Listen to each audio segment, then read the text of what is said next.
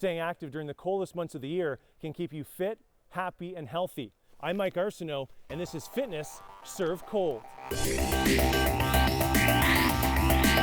Normal bike riding would never work on winter terrain, so enter fat biking. It is a modified bike with large tires. We're talking 2 to 3 times the size of a normal mountain bike tire.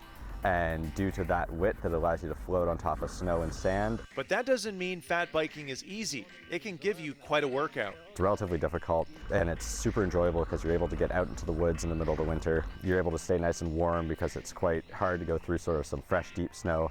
But then when you get the nice groomed trails, like here in Horseshoe Valley, you can make your way along and really enjoy the winter. You want your seat lower than on a normal bike to lower your center of gravity. And the wider handlebars on a fat bike give you more control on slick terrain like snow. So one difference I noticed is we're going right over the roots. On a typical mountain bike, you would try and avoid any roots. Why don't we have to do that on these fat bikes?